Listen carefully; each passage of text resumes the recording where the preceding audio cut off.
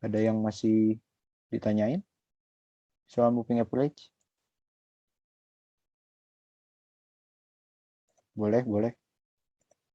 Ketik aja dulu kalau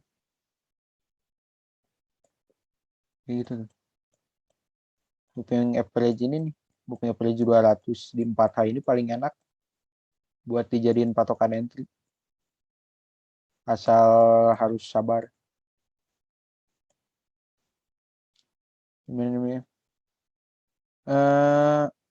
Ini ada di materi, ada di PPT. Bentar. Yang Pivo ini kalau pertanyaan di sini habis, baru kita pindah ke Pivo. Pivo soalnya lebih banyak ke praktek.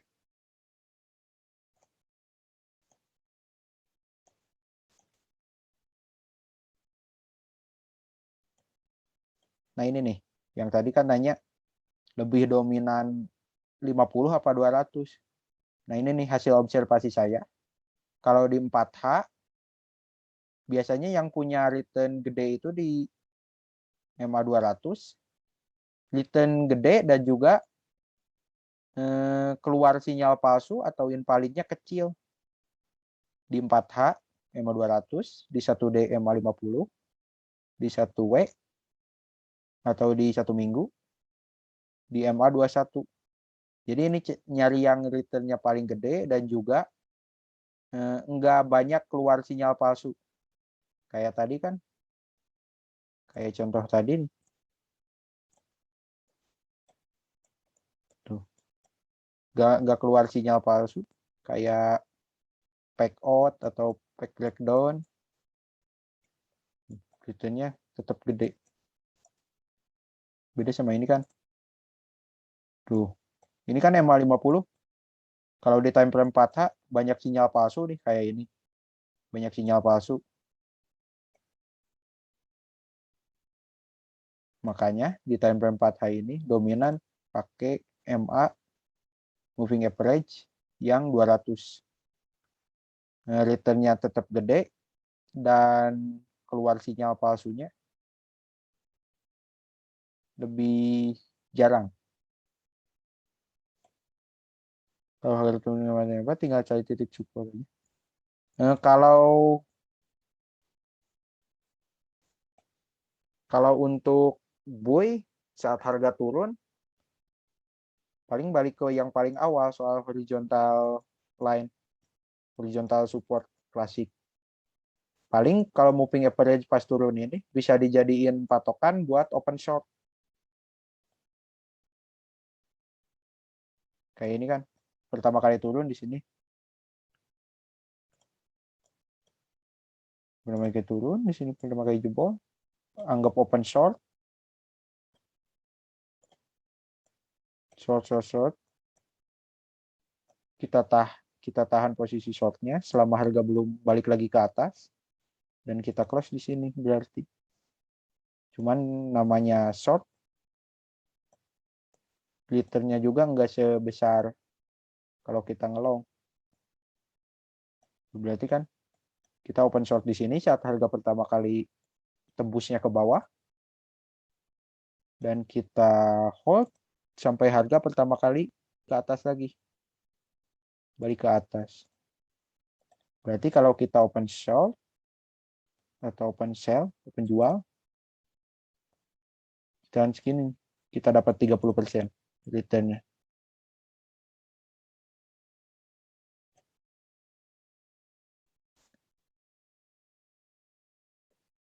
Iya, kalau kita mau bui di spot, bagusnya kita tunggu ngelewatin di atas lagi aja kayak ini. Berhasil kan ngelewatin EMA 200 lagi. Naik, kemungkinan kita jual di sini. Sekarang. Sempat bakal ngejual di sini. Rebuy lagi kalau di sini balik ke EMA 200 ini. Berarti kalau penggunaan EMA yang besar artinya kita siap untuk waktu yang lama. Kalau ingin trading cepat, kita bisa gunakan EMA yang kecil. Kira-kira kalau disimpulin kayak, ya betul. Soalnya kayak sifatnya yang tadi dijelasin, MA itu semakin kecil, semakin reaktif. Yang artinya semakin atau lebih cepat keluar sinyalnya.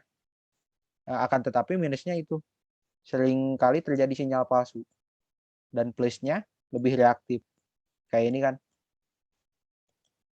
EMA 200 lama. Nah ini tuh penurunan harga di EMA 200 kan terjadinya lebih dulu ketimbang EMA 200.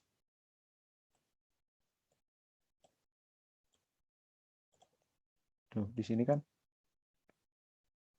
itu plusnya dari EMA makin kecil itu sinyal yang keluar lebih cepat.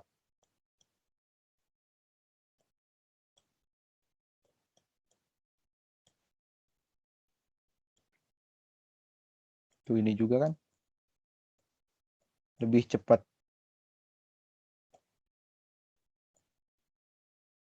Lebih cepat daripada ini. Beda sedikit. Tapi lebih cepat yang keluar dari EMA 50 karena lebih kecil daripada 200. Tapi minusnya ini kan tuh. Tuh sempat terjadi sinyal palsu. Di sini juga nih. Ternyata harga turun. Itu plus minusnya dari MA yang kecil.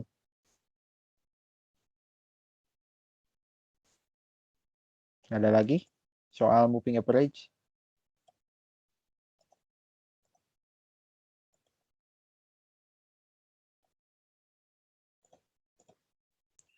Baru jika MA BTC setelah junjung.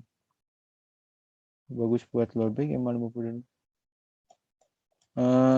Kalau nggak salah malah baru mau ini. Oh di time frame berapa tuh? Kalau di time frame 1 hari kayaknya baru mau golden cross di 4H nih. Di 4H-nya mau dead cross. Tapi kalau kita ubah jadi 1 hari baru mau golden cross. Nah, saran dari saya kalau mau trend pakai pendekatan cross ini, amannya tunggu golden cross-nya terbentuk, plus tunggu harga juga bisa reclaim di atasnya lagi. Plus struktur downtrend, plus dari strukturnya juga harus udah shifting jadi uptrend lagi. Soalnya takutnya kayak ini. Mana ya? Nah ini nih.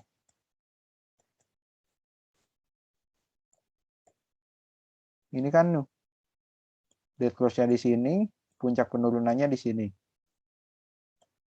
Ini juga kalau gak salah kemarin sempat rada lagging. Nah ini kan dead cross-nya di sini sempat udah turun duluan di sini. Jadi takutnya lagging kalau cuman pakai patokan dari cross aja. Jadi saran paling aman, biar resikonya juga kecil, lebih baik tunggu golden cross terbentuk plus harga break beberapa level juga biar tambah yakin. Karena takutnya golden cross di sini puncak harganya udah kejadian di sini. Paling kalau Bitcoin kan cuman beda berapa persen lah. Cuman beda 5% dari harga sekarang sampai ke atas moving average ini. Jadi rada nyelow juga gak apa-apa harus. Ada lagi yang mau ditanyain soal moving average?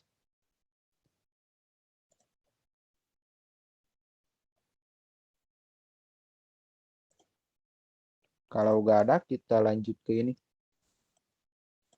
Ke Fibonacci. Fibonacci bakal bentar soal. Oke, lanjut Fibonacci aja ya.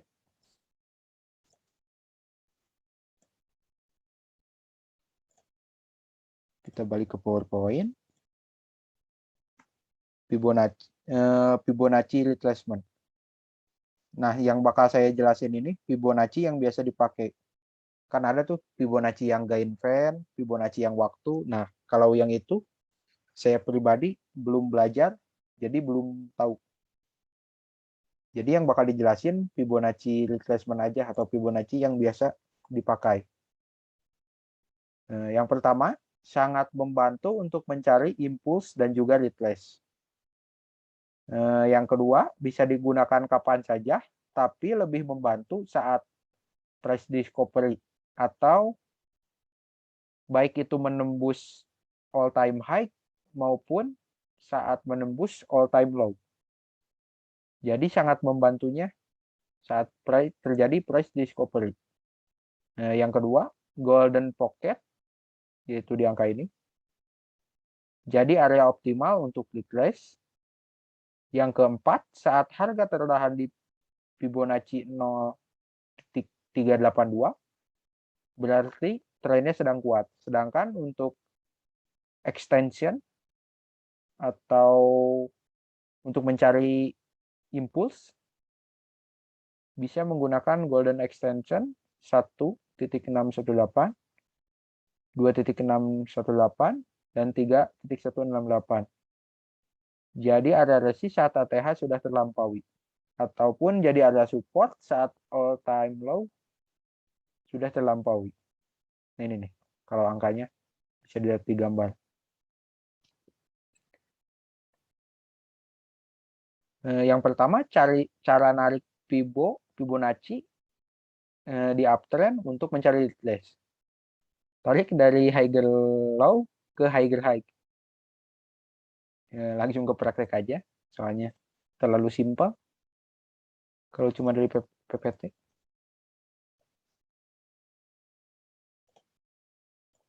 Ini kan cara narik Fibonacci, tarik dari higher low ini untuk mencari retrace di saat uptrend. Tarik dari higher low ke higher high. Soal gimana cara nyari higher high dan higher low, harusnya udah pada tahu. Soalnya udah dijelasin dari beberapa materi ke belakang. Nah, ini kan untuk mencari area retrace dari kita cara nariknya saat uptrend dari higher low ke higher high. Tuh, harganya pas kan? Nyentuh Fibonacci 0.5 atau biasa juga pada nyebut golden pocket. Pas kan?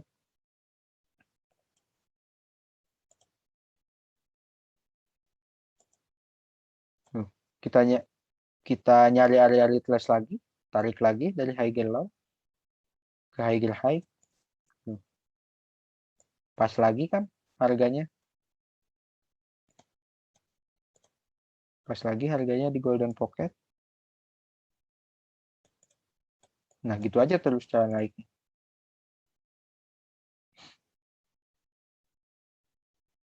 Oke, balik lagi ke PPT. Nah, selanjutnya cara narik Fibonacci di uptrend untuk extension atau nyari harga impuls atau harga target kenaikan. Tarik dari higher high ke higher low. Kita balik lagi ke chart. Kita hapus yang tadi. Nah,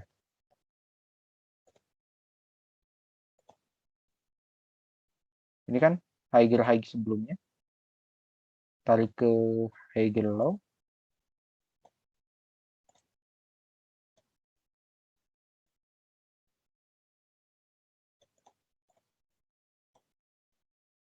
Nah, ini sempat mau. Nah, ini kan kalau kita lihat di PPT yang barusan 123,6% atau 1,236 juga jadi area extension. Tuh, ini kan. Ini sampai buat nyari extension, atau kita contoh yang sebelumnya, cara nyari impuls atau nyari extension saat uptrend, tarik dari higher high ke higher low.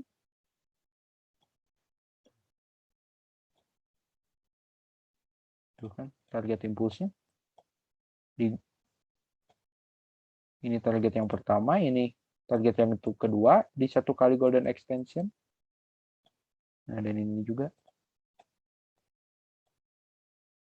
di dua kali golden extension. Gitu.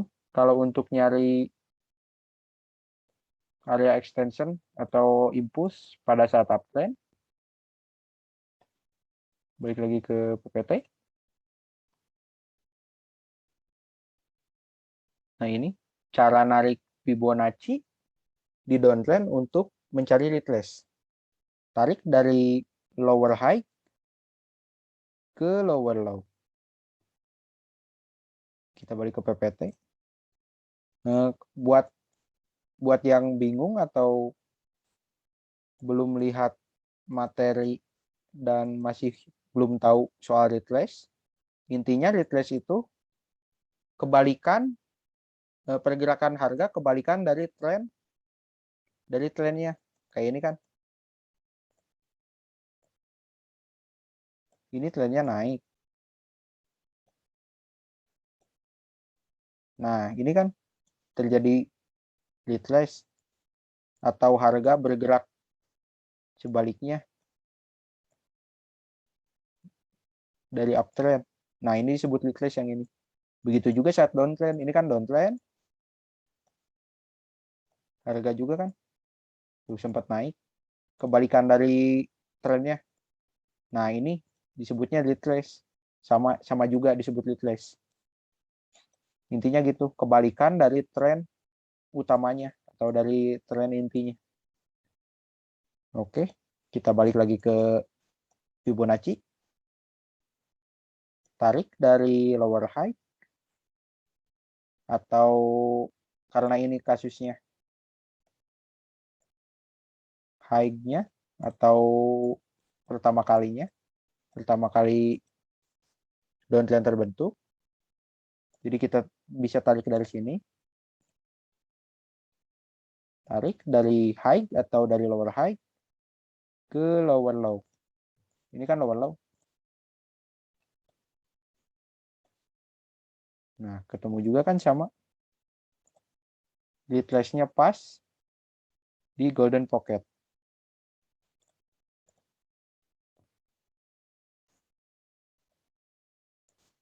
Tuh, ini juga nih. Nah, contoh selanjutnya. Ini juga kan lower high. Tarik ke lower low. Duduk.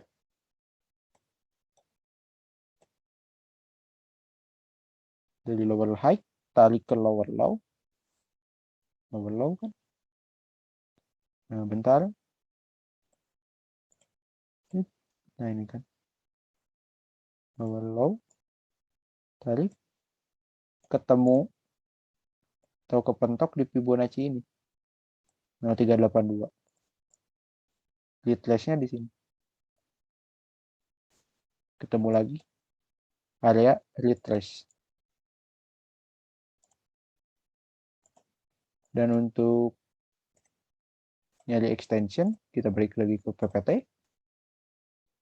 Cara narik Fibonacci di downtrend untuk nyari extension, tarik dari lower low ke lower high. Kita balik lagi ke chart. Tarik dari lower low ke lower high. Ketemu kan target yang pertama ini dan target yang kedua ini. Hampir sampai ke golden extension yang kedua.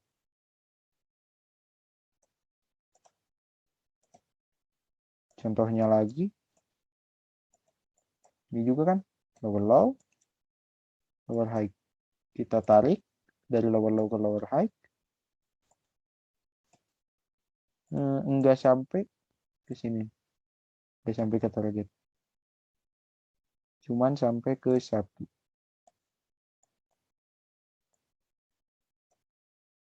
Tuh ini nih. Contohnya ini. Tarik dari low ke high. Ini kan saat pertama kali.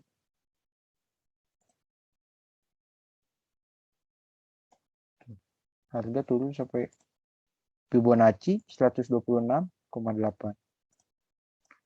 Atau biar lebih enak, contoh yang downtrend, kita cari saat bull market aja.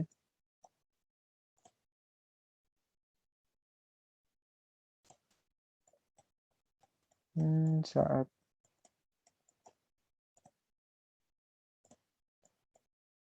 udah yang tadi aja kayaknya cukup.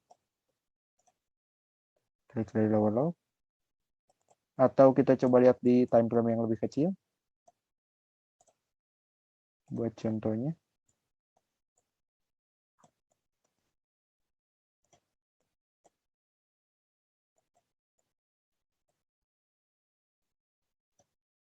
Nah ini kan dari lower low. Tarik ke lower high. Tuh, hampir sampai ke targetnya kan. Ke extension. Ini juga. Tarik dari lower low ke lower high. Hampir sampai juga. Bentar. Ini rada susah sih sebenarnya. Soalnya kondisi market lagi sideways. Nah ini nih. Yang lebih enak.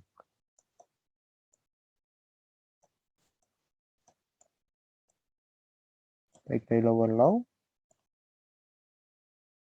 ke lower high sampai target. Ini juga tuh 2 kali extension, 3 kali extension.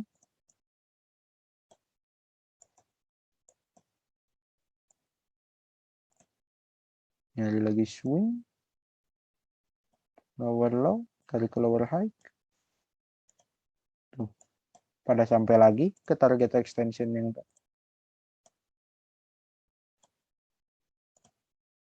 pada sampai ke target extension.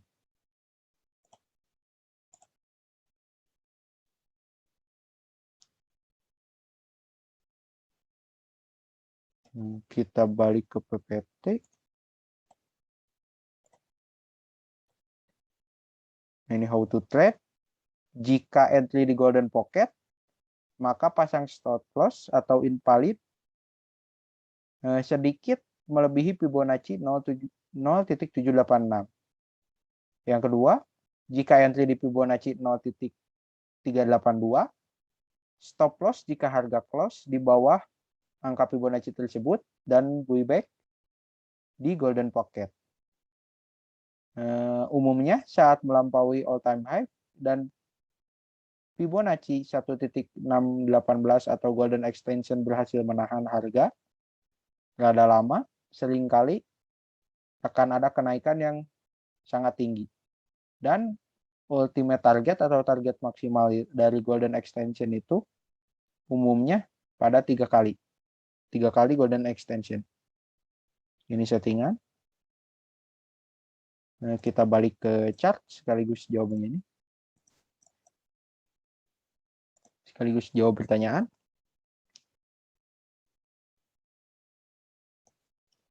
Saya masih bingung ini batasan narik dari higher high ke atau sebaiknya itu sejauh mana? Di materi ini hubungannya sama materi yang pertama. Soal struktur market, struktur dasar market. Cara buat narik. Uptrend itu kan terbentuk saat ada higher high dan juga higher low. Jadi ya nariknya berdasarkan struktur itu. Ini juga kan. Nah ini nih. Kita runut. Ini dalam kondisi uptrend. Kita runut dari pertama kali tren berubah menjadi naik. Nah, ini kan pertama kalinya terbentuk higher high. Berarti cara narik buat retracement-nya.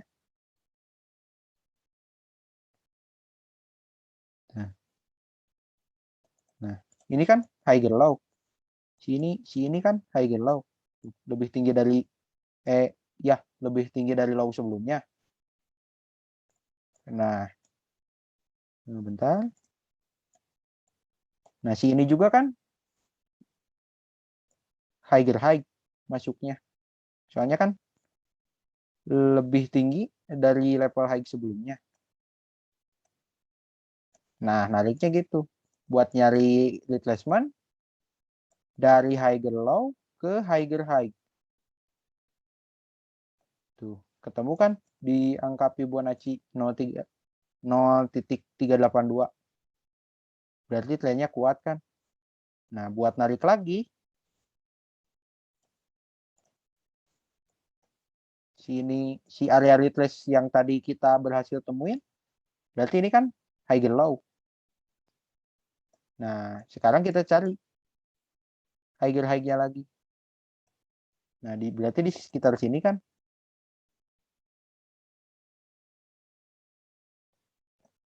Berarti buat narik, kita tarik dari higher low pertama. Nah, ke sini. Ke higher high. Nah, ini kan di trace. Cuman karena settingan Fibo saya gak ada 02.36. Coba lihat tuh. Ini sama kan? Dari higher low ke higher high. Ternyata cuma sampai Fibo ini kan. Retracement 23% atau 0,236. Nah, buat narik lagi. Buatnya narik lagi nyari retracement-nya. Dari higher low, dari area retrace atau higher low yang kita temuin barusan. Kita temuin tadi. Berarti di sini kan. Kita tarik lagi ke higher high. Ini kan high lebih tinggi dari level high sebelumnya. Ketemu juga kan tuh golden pocket. Bentar. Ketemu kan golden pocket. Nyampe ke golden pocket untuk yang kali ini. Nah gitu kalau cara untuk nyari retracement. Nah kalau buat extensionnya sama kayak tadi. Nah, kita balikin yang barusan dulu.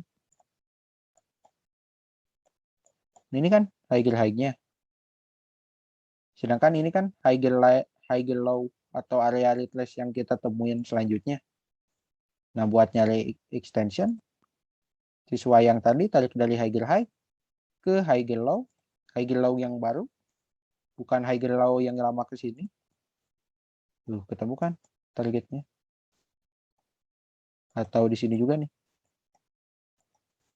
Ini kan higher high, tarik ke higher low yang baru. Tuh, ketemu kan? Bentar, yang lain. Tuh.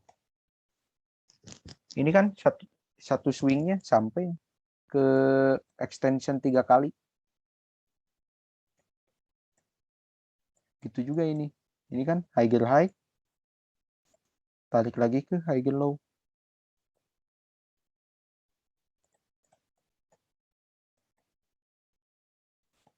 Ketemu juga kan.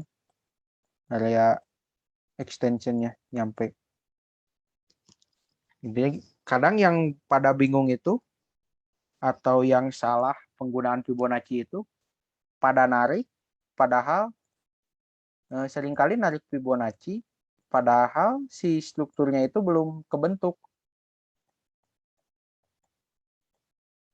Belum si higher high-nya belum matang. Begitu juga si higher low-nya. Jadi level high-nya atau level low-nya belum kebentuk. Bisa aja nih kan pada narik di sini. Karena dipikir udah turun.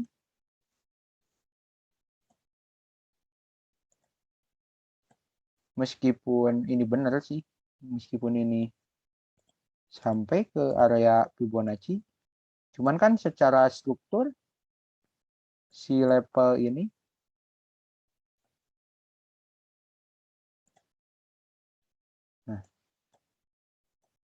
anggap pada nganggap di sini misalnya kalau higher high-nya udah kebentuk di sini.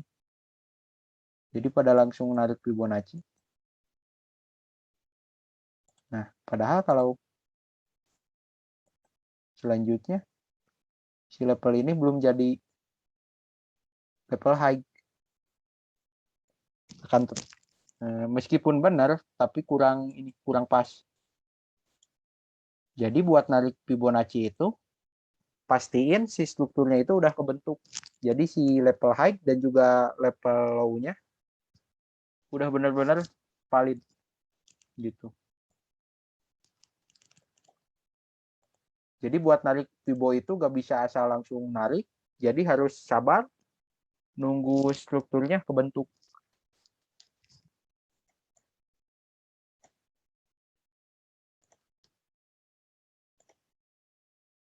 Kayak ini kan buat narik dari ke sini aja.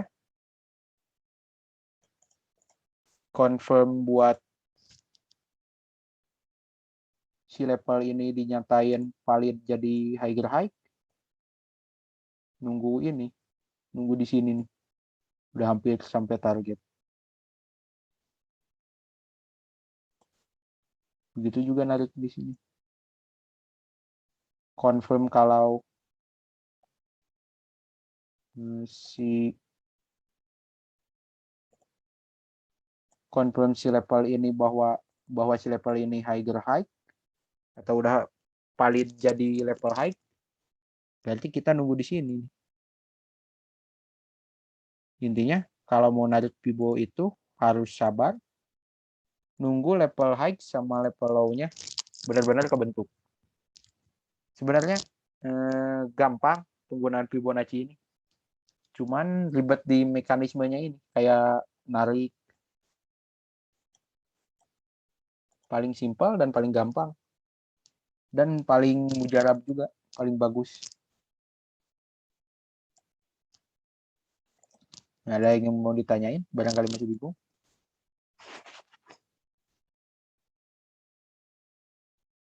Soalnya waktu Zoom udah mau habis. Bukan kita mau entry, kita narik ke belakangnya, kita sekarang.